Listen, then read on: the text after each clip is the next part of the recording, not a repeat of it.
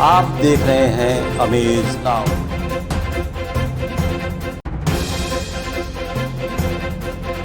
जून 2025 से संविधान हत्या दिवस के रूप में मनाए जाने के सरकार के फैसले पर तमाम चर्चाएं शुरू हो चुकी हैं। 25 जून 1975 को देश में आंतरिक और बाह्य खतरों का हवाला देते हुए तत्कालीन राष्ट्रपति फखरुद्दीन अली ने इंदिरा गांधी के सुझाव पर पूरे देश में आपातकाल की घोषणा कर दी थी।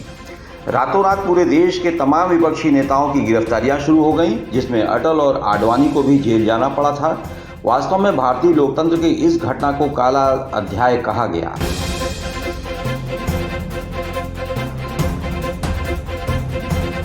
लोकनायक जयप्रकाश नारायण के नेतृत्व में कांग्रेस के खिलाफ हवा बन गई और तमाम युवा कार्यकर्ता संपूर्ण क्रांति के झंडे के नीचे आ गए।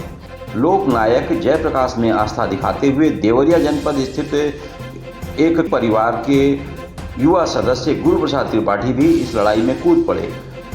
बहुतेरे विपक्षी नेता आपातकाल में सलाखों के पीछे पहुंच गए थे, लेकिन गुरु प्रसाद त्रिपाठी पुलिस के हाथ नहीं आए।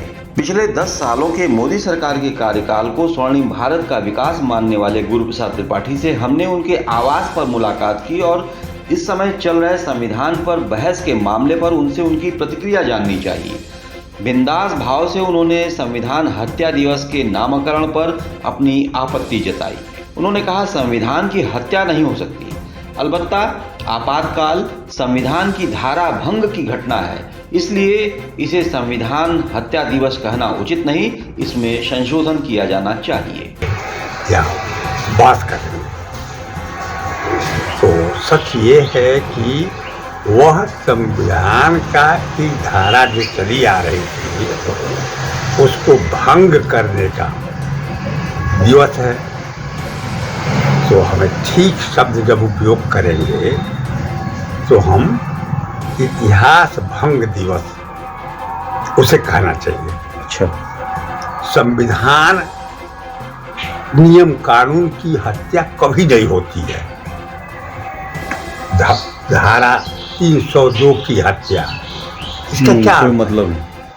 तो इसीलिए संविधान की हत्या और संविधान की 1 दिन 2 दिन 5 दिन 14 हत्याएं हो जाती हैं और फिर वो जीवित रहती हो, हंसती हो, बोलती हो, ऐसा तो होगा नहीं।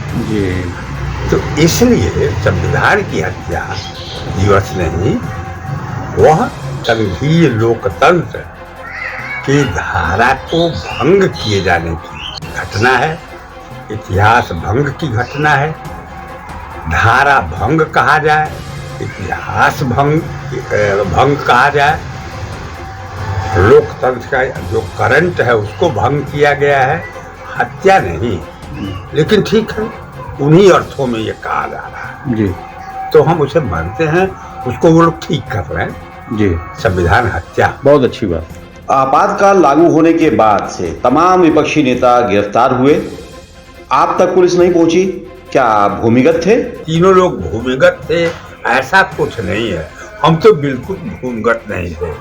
लगातार संगठन कार्य में जुड़े हुए थे, संगठन कार्य कर रहे थे, लेकिन जो परिस्थितियां थी उसमें पुलिस और सरकार हम तक नहीं पहुंच पाई, यह सच है।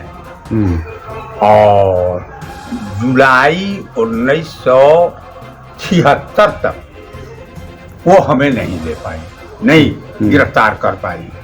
और जुलाई 76 में ही हम इंतजाम करके ये करके थाईलैंड बैंकॉक चले गए। अच्छा, तो माने हम 1 साल से 1 महीना ज्यादा 17 महीने तक लड़ते हुए, जूझते हुए, और इनके यहाँ हमारे हटने के 3 दिन के बाद ये छापा डालते थे उन जगहों। तो पुरोधा इसलिए नवाजती थी कि हम लगातार 3-4 बड़े आंदोलनों के बड़े नेता थे। पुलिस पीएसी 1974 में पुलिस पीएसी बगावत हुई थी और 1974 से पहले जी पुलिस यूनियन बनाने का हम लोग प्रयास कर रहे थे, पीएससी यूनियन बनाने की का ये कर रहे थे, कोशिश कर रहे थे। तो इसलिए पुलिस पीएससी के सारे अधिकारी हमको सूम करके और गिरफ्तार करके शूट कर देने की सीमा तक नाराज थे, सतर्क थे। और साधारण सिपाही सबके सब लोग हमें झोपड़पट्टी वालों की तरह अगोरते थे और वही हमको यहाँ से वहाँ पहुँचा देते थे और सहयोग कर देते थे। तो हम पुलिस पीएससी यूनियन के संगठन करता थे। अभी चुनाव के ठीक दरमियान यूपीए के बाद जो इंडिया गठबंधन तैयार हुआ, उन्होंने एक नारा दिया जनता के बीच में, संविधान बचाओ, और कहा कि आप ही संविधान बचा सकते हैं। जनता से उन्होंने कहा। चुनाव खत्म हुआ, फिर से सरकार बनी भाजपा समर्थित। इधर से एक और काउंटर हुआ संविधान हत्या दिवस के रूप में मनाए जाने के लिए प्रेरित किया। दोनों कहीं ऐसा नहीं लगता है कि ये उसी का जवाब है?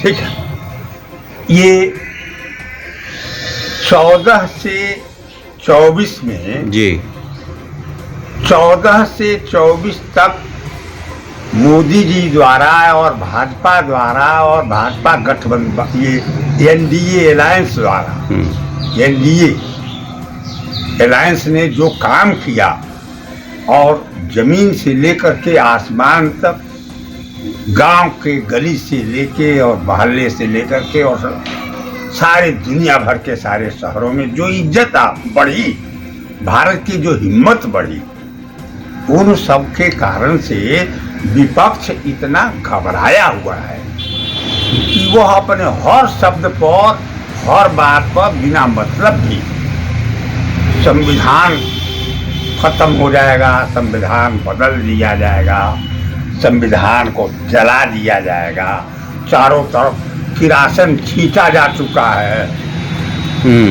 किरासन पूरे विश्व भर में, भारत भर में छींटा जा चुका है, बस देशलाई खुरच दिया जाएगा और आग लग जाएगी। ये सारी बातें एक स्टेटमेंट की जगह 40 स्टेटमेंट्स में विपक्ष ने या इंडी अलायंस ने इस सीमा तक माहौल बना दिया है कि इसका काउंटर किया जाना आवश्यक था।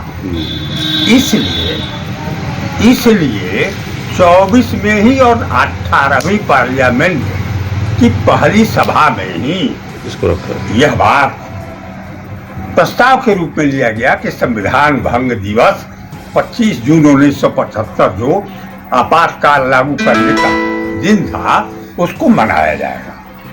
धन्यवाद। आप देख रहे हैं अमेज नाउ।